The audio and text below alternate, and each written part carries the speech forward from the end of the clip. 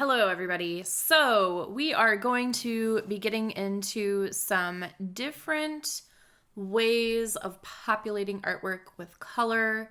I have a bunch of different things to show you today. So you should have downloaded the Color and Brushes Illustrator file here. I already have it open in Illustrator. So when you open that up, you should have, I just have a list of things that I'm going to cover kind of for a reference to myself, but I leave it in there. I've got a link to a website here in just a little bit that's also linked in Canvas. And then you should have a fox, a squirrel, and a bird sitting in this file. So yeah, so what we're going to focus on today is different ways of populating your artwork with color. There's such a dynamic range of possibilities and different looks and feels that you can give to just simple shapes. So we're gonna go over all those today. All right, so the first thing that we're gonna take a look at today is the appearance panel. The appearance panel can be quite a powerful tool depending on what you're doing. The appearance panel gives you the power to stack several strokes and several fills all onto one art object. So what we are going to do is, I think for this tutorial, I'm just going to have you working on this 8.5 by 11 artboard here, and then that's what we'll export at the end, I guess, for you to submit to Canvas. So we'll have you just kind of create everything here. You can move stuff around, resize it. Some of you might be familiar with some of these things already. So if that's the case, like if you're like, oh, the appearance panel, yes, I know how to, I've worked with the appearance panel several times, then all you need to do is just make a shape and throw some strokes and fills on it, and it's all good, okay? And you can kind of scrub through the tutorial. So I don't want you to think that if there's an area you're already familiar with that you have to sit and listen to my every word. That's certainly not the case. But I do want to make sure that you are aware of these things. So if you don't know what the appearance panel is, I don't want you skipping over this, just to make sure that you get a wide range and well-rounded idea of all the tools and capabilities that you have for coloring your illustrative artwork in Illustrator. All right. So I'm going to use the star because I love the star. And so you can pick whatever tool you want. I would just make a basic shape. You can make a basic shape, however you like. So I'm going to go ahead and make a star here. And I think I'm going to hold my Command key down and adjust my star a little more and hold my Shift key down. And I like to have fat little star arms on there, so very wide arms, and that will give me a lot of room for the appearance panel so that you can see it really well. All right, I'm going to go ahead and zoom in on my star, and then I'm going to pull my appearance panel out. So I have my appearance panel docked over here. You can always find everything here. So here's the appearance panel under window if you're not seeing it. And I am going to go ahead and rip that off, and let me just see if I have options for making this larger. Let's see, clear appearance, dun dun dun. I'm not sure if I'm able to really make the elements in the appearance panel bigger, so I'm sorry about that. But we'll just do the best we can. Okay. So in the appearance panel, what you're going to see is that there is a stroke and that there is a fill, but there's nothing selected for it. And if we go over to our properties panel, we're going to see the same thing. As I have the star selected, here's properties. Properties is here if you can't find it. It's showing us the same thing. The appearance panel can get much more complex than just a stroke and fill.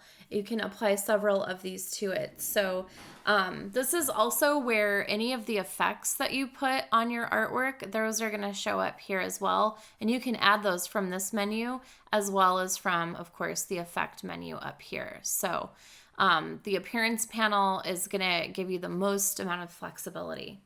All right, well, enough of me talking. Let's go ahead and let's start adding some stuff. Now let me see, if I go to swatches, I don't really have a lot of color. I just have my default colors in here. So I'm gonna go ahead and I'm just gonna hop over to my library and I'm gonna pick a couple of color palettes so that I have some more options to work with. So why don't you go ahead and do the same thing. Here's my libraries panel right here. So I have a section in my library for neon. So I'm just gonna add a couple of these. So yeah, go ahead and add some colors for yourself to work with. You know, so you don't just have the defaults. I think that'll be okay. All right, so here are my swatch options, which now if I come in here and I look, I see that those swatch options are added in my appearance panel. All right, so let's see. First, I'm going to add multiple strokes to the star. So in the stroke area, of course, you have your size option here, big and small, but there's a really important option if you click on the word stroke itself, and that's where your stroke is aligned on the path. And you can change this to be inside, outside, or it's always down the center by default. So if you click through these, you can see that there's a lot of options here. So I'm gonna go ahead and click for this one to be more on the inside of the path, and I'm gonna make it a little bit smaller. It's pretty big right now. And then I'm going to choose, oh, I don't know, some color. So how about purple? All right, so now what I can do is if I come down to this little tab at the bottom, you see add new stroke and add new fill. I'm gonna go ahead and add another stroke. And this time I'm gonna have the stroke be, let's say this blue. Well, they just cover each other up, right? Because they're on top of each other. But if I hit the stroke options here and I decide to have this one be on the outside, now you can see I have an inner stroke of purple, an outer stroke of blue. And then I can even go one further and I can add another stroke. And let's say I want to have a little bit of yellow. So this is just duplicating what was selected. Let's say I want to have a little bit of yellow kind of sticking out. So that's covering up the blue right now. You can always drag and change the order of these inside of here. So let's say I want the yellow to be underneath. There I go. Now, I want the yellow to stick out a little farther than the blue, so I'm just going to make it a little bit wider right here, and there we go. So here is a star with 3 strokes applied to it.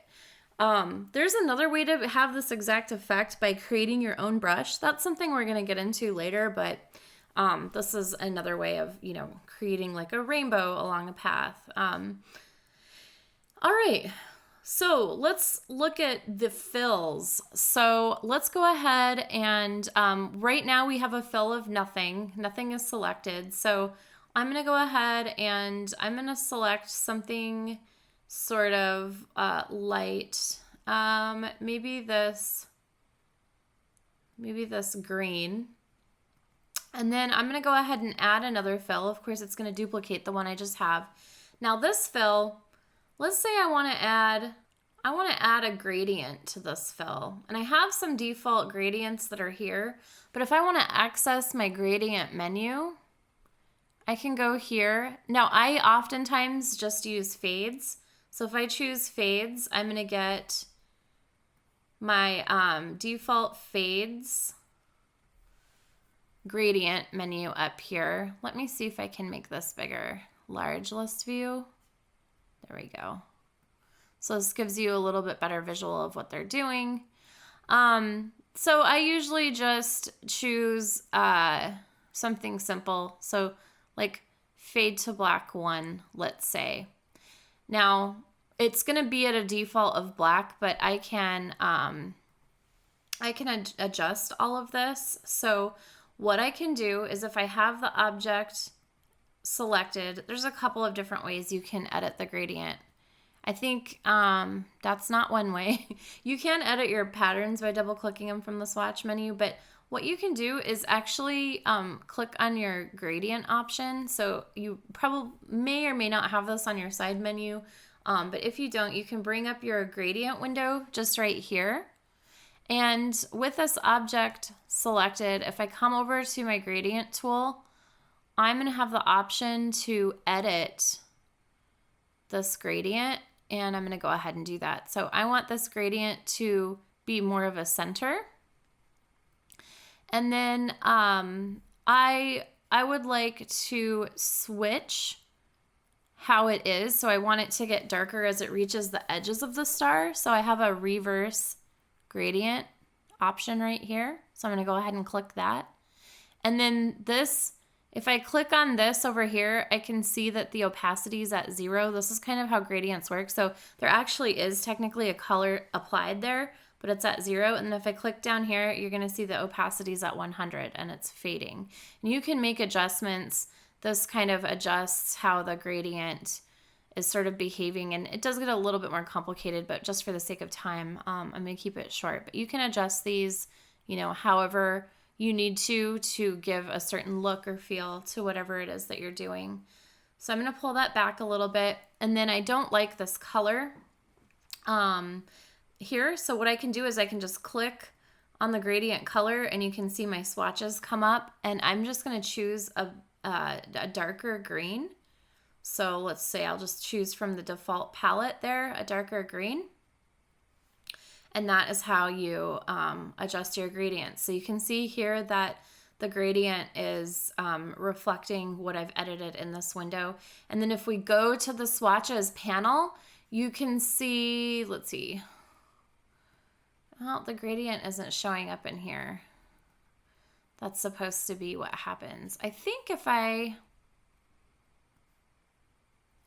pull this gradient over, yeah, so if I click this on this little window and I pull it over, that gradient will come into your swatch panel as a gradient. It's not gonna work down here in themes. Gradients and patterns work a little differently, which is something we'll talk about.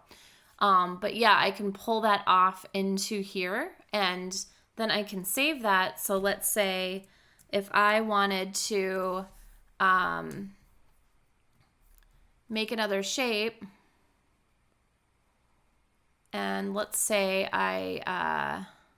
it doesn't have a fill, I should be able to select that and then just select this gradient, and it will work for me there as a default. So that is how you can add that gradient to your palette for the project. I'm gonna go ahead and delete that. So now we're gonna add another type of fill in here. So I'm gonna go ahead and close my gradient window for now. I actually already brought it up, but I'll just go ahead and close that out. So I wanna add another fill, and I don't have my object selected. So you see in the appearance panel, it wasn't showing that for just a moment. Well, I didn't have my object selected. So if you're ever like clicking on your appearance panel and you don't know where all the strokes and fills are at that you used on something, then it just means that you need to select that particular object. Okay, so now I'm gonna add another fill, and I'm gonna bring it down on top of the gradient. And it's of course the gradient, right? Because it just duplicated whatever I had chosen before. This time I'm just gonna add a basic pattern. So if I go to patterns, pretty much all of them are cheesy except for the basics. I use dots, line, and textures all the time. Textures not really so much. Dots and lines mostly. But let's just go ahead and bring up the basic dots. So here I have basic dots, so I'm gonna go ahead and just add one of these. That one I like, little subtle dots. What are these? Oh, these are like gradient. There's a gradation of size in those. Oh, that one's kind of cool, but I'll stick with this one. So you can see that all the different dots that I chose are in this panel now as being added to, you know, what I've used in this project so far. So I'm going to go ahead and close that out. So now we have a really complicated appearance for this particular star. Yeah, it's complicated. It's a complicated star, but it's looking pretty good, I think, depending on what I'm trying to do. So with this, we're actually gonna jump into graphic styles right now. I'm going to show you how you can save this look for this object, and then you can apply it to whatever shape you want. So what I'm going to have you do is go to Window, and you're going to go to Graphic Styles, pull that up. Now you have some default graphic styles up here, and there's a small library of graphic styles as well. We will look at this a little bit later on, but I just want to show you how you can take a graphic style. Here you can select this object. Let's see, I think you can do this 2 different ways. Oh yeah, you can just add it by hitting the plus sign. The other thing that I do, I don't know why I learned it this way, but I can just also take, so let's say I want to get, let me go back to the graphic panel. I'm going to trash that one. Yes, I want to delete it. The other thing you can do is just take the object, and if you drag it into the styles panel, it's going to add the style of this. So it's remembering the appearance. It's remembering the 3 strokes and the 3 different fills. So there I have it in my graphic styles panel. Now this is really nice if you have like an illustration with a lot of artwork, and let's say you've got, let's just say a bunch of trees for the sake of this class. We were just working with a forest, and you have a bunch of different trees, and you want to apply the same style to different types of trees in your artwork. So let's go ahead, and I'm just going to make some rectangles. Let's say, and so these by default are just remembering the last stroke and the last fill, because this is the simple version of what I was doing with this, right? But anyways, let's say that I have a bunch of objects that I want to apply this graphic style to. All I have to do is I can shift select all of them, and then I can pull the graphic style down, drag it. Oh, I guess it won't let me do multiples for some reason. You can just drag and drop it onto whatever object it is that you're working with, and it's going to apply that graphic style to whatever it is that you're working with, which is really nice depending on what you're doing. So sometimes when you're coloring artwork, and if you have like really complicated gradients and fills and strokes, and you have just like a certain look that you're going for, you can, apply those to several things. So let's just, for the sake of whatever, let's add this coloration to the squirrel's tail. So this squirrel is in a group, and actually this squirrel's tail is closed path. So I take that back. Let's find a closed path, or it's an open path. We need something that's a closed path. Let's say let's use the body of this fox. So of course this is grouped together. So when I select it with my selection tool, it's going to select everything. If I go to my direct selection tool and I select the body of the fox, and then I move back to the selection tool, it's just going to have the body selected. So if I take that graphic style and I drag it and drop it down onto that object, there you go. You've got that style added to that particular part of that animal. All right, so that's the appearance panel and a little bit about saving graphic styles that you create with the appearance panel.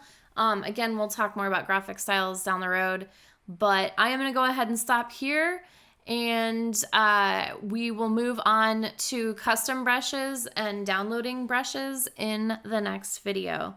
All right, everybody, see you then.